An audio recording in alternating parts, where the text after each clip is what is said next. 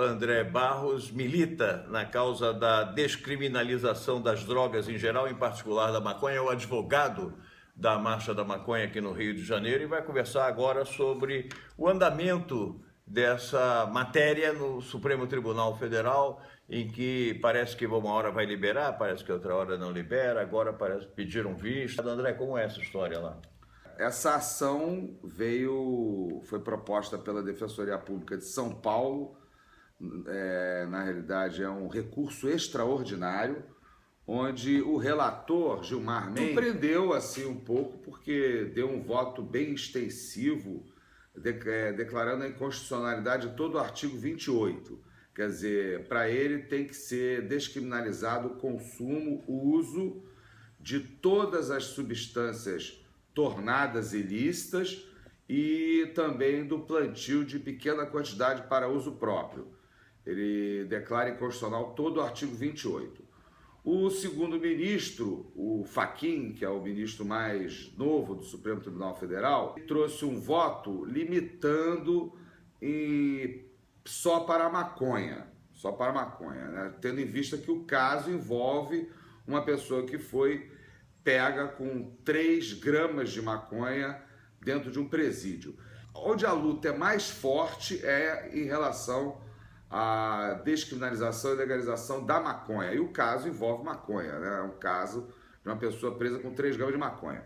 Aí veio o terceiro voto, o voto do Luiz Roberto Barroso.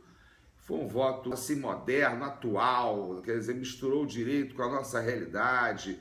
E ele falou que nós temos que ir passo a passo. Aí ele foi mais objetivo, né? Ele defendeu que uma pessoa que estiver portando menos do que 25 gramas de maconha, ela, presumidamente, ela é consumidora. Isso seria uma referência para todos os juízes do Brasil. E se plantasse 6 pés de planta fêmea. Quer dizer, ele demonstrou, inclusive, um certo conhecimento. Uma atualização, né? Que poucas pessoas sabem, inclusive pessoas que consomem maconha não sabem o seguinte, que só tem o tetraidrocannabinol, o THC, a substância proscrita, proibida, que dá a onda, o estupefaciente e tal, só tem na flor, assim, em quantidade para o consumo recreativo, para a pessoa ficar, ter uma onda tal, só tem na flor da planta fêmea. No macho, quando tem, é muito pouco. Então, inclusive os plantadores, quando surgem plantas macho, eles cortam a planta porque ela atrapalha a plantação em si. Então, o terceiro voto foi mais objetivo em relação à questão do porte, a quantidade, e também o plantio de pequena quantidade para uso próprio. E ele usou no voto dele até o termo que é um termo de usuário, que é baseado. Ele não falou cigarro de maconha, que é como normalmente se referem ao baseado, né? Inclusive também no julgamento da Marcha da Maconha, que ocorreu em 2011, a DPF 187, no voto do ministro Marco Aurélio de Mello, que vai votar ainda, ele também disse que votava baseado no relator. Né? Baseado é um termo jurídico e é o nome que se deu ao cigarro de maconha, né? O baseado. Então, o ministro Barroso, ele foi bem atual, ele usou a linguagem também atual, e ele disse o seguinte, olha só, se vai legalizar, se vai descriminalizar o consumo, então temos também dar uma alternativa para as pessoas comprarem que não seja do tráfico. E eu quero aqui deixar bem claro o seguinte, traficante, eu considero traficante pessoas milionárias. Esses que estão, mesmo até os grandes, os maiores, que eles fazem transformam uma pessoa pobre, humilde, explorada também pelo tráfico, no caso aí desses intermediários até maiores, uma irresponsabilidade da mídia, transformar pessoas que inclusive não deixam herança nenhuma, eles não deixam um carro, um apartamento para os seus familiares, só deixam problemas. Só deixam problemas. Normalmente, inclusive, aquele que é considerado chefe do local, quando ele quando uma quadrilha inimiga toma aquele lugar, eles tomam também as casas dos familiares. Quer dizer, só interessa criminalizar a conduta de uma pessoa que dentro da sua própria casa planta maconha para o seu consumo, quer dizer, algo que não entra no mercado, quer dizer, não viola a terceira pessoa de forma alguma, protegido pelo direito de propriedade. O pedido de vistas costuma ser uma providência protelatória, sentar em cima, como se diz na linguagem comum, usual, da matéria para não julgar. Você acha que isso que está acontecendo agora com esse pedido de vistas? Não há nenhuma conduta de um ministro no Supremo Tribunal Federal que não seja uma conduta, uma decisão política, né? Quer dizer, às vezes o ministro pode pedir vista porque realmente ele não conhece o assunto e não conhece o assunto e achou que o voto do relator não formou bem a consciência dele, então ele pede vista, é uma coisa normal do Supremo Tribunal Federal. Mas o pedido de vista também é um pedido com conotação, como se fosse uma decisão. Quer dizer, o ministro considera que naquele período vale a pena pedir vista para aguardar uma outra decisão.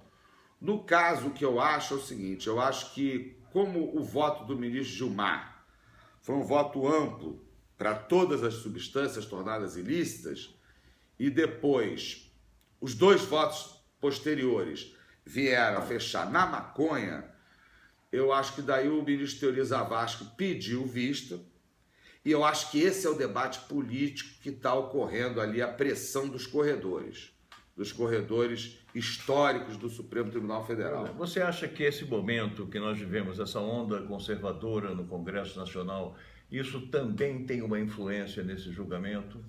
Sem dúvida nenhuma. Está tendo, obviamente, no país um embate, né, entre pessoas que têm práticas relacionadas ao estado de exceção, que não respeitam absolutamente nada, lei, Constituição, nada, pessoas que se acham acima das leis, da Constituição, das garantias, porque eram assim que eles agiam. Nós temos a raiz da escravidão e da ditadura militar. O Supremo Tribunal Federal vem se posicionando em defesa da Constituição, que é ele é o guardião da Constituição, e esse embate vem ocorrendo. Entendo que nesse momento não vale a pena entrar numa discussão se vai descriminalizar a maconha ou todas as substâncias tornadas ilícitas.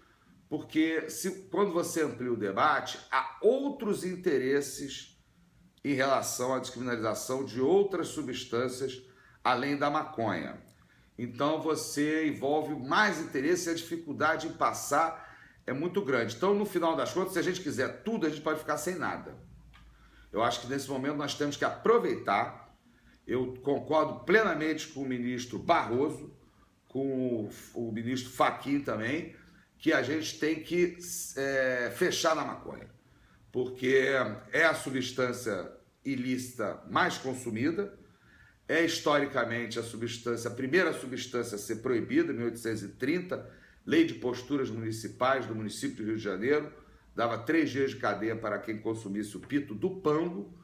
É uma substância discriminada porque foi trazida pelos negros e ela fazia parte da cultura afro-brasileira, da cultura brasileira, da cultura dos negros, e aí ela é criminalizada por racismo e ela sempre foi ligada de forma discriminatória contra os pobres, porque a maconha era usada pelos pobres. A classe média não usava maconha, só foi usar maconha nos anos 60, nos anos 70. Então, acho que será um grande passo, concordo com o ministro Barroso e acho um perigo a gente ampliar e aí o pedido de vista tem o sentido de não libera o processo. Para encerrar essa conversa, André Barros, que é advogado e advogado da Marcha da Maconha, mas um advogado voltado para direitos humanos, como você está vendo aí, uma questão agora de usos e costumes. Tudo bem, vamos supor que o Supremo descriminalize a maconha apenas nessa proporção em que você falou, de 25 gramas de 6 pés para plantio, para cultivo próprio, e falta conversar com a polícia militar, porque a Polícia Militar, hoje em dia, ela ainda usa o flagrante forjado de pequenas quantidades de maconha até para justificar autos de resistência, assassinatos de menores em favelas e em zonas pobres. Como é que fica essa situação juridicamente, essa situação de usos e costumes? Quem é que vai dizer à PM e impor à PM esse novo comportamento? Eu acho isso é uma questão cultural. A Polícia Militar tem uma história no Brasil, ela surge ali dos capitães do mato, né, na sua raiz. Os policiais, os portugueses trouxeram os cartórios, mas a polícia foi construída por pessoas que exerciam a função de impedir que os negros buscassem a sua liberdade. Então essa faz parte da nossa raiz. Eu acho que nós temos, se o julgamento for favorável, nós temos que dar ampla divulgação. E acho que nós temos que denunciar o seguinte: o tráfico de drogas se alimenta da ilegalidade. Na realidade, a fundo, não existe propriamente o tráfico de drogas. Você tem o tráfico de armas. A droga serve para comprar armas. Eu não conheço um vendedor de armas. Há 30 anos nós estamos nessa guerra, 40 anos nós estamos nessa guerra aos pobres. Essa guerra aí, quando entra a cocaína nos morros do Rio de Janeiro, eu não conheço um vendedor de armas preso. Os pobres que estão na ponta vendendo, eles são explorados pelo tráfico. Eles são explorados. Eu digo até os que estão na ponta nos morros. São explorados pelo tráfico, são explorados pelo mercado de venda de armas. Porque a polícia coloca na ponta, para trocar tiros, com vendedores de chinelo, a polícia também coloca na ponta jovens, negros e pobres. Então, na realidade, é um mercado milionário de toneladas lavadas em bancos de pessoas milionárias que colocam pobres contra pobres trocando tiros. Porque a finalidade deles é o quê? A venda de armas. Então, a legalização da maconha interessa a quem quer, ao menos, enfraquecer o poder desse mercado de venda de armas e de bala.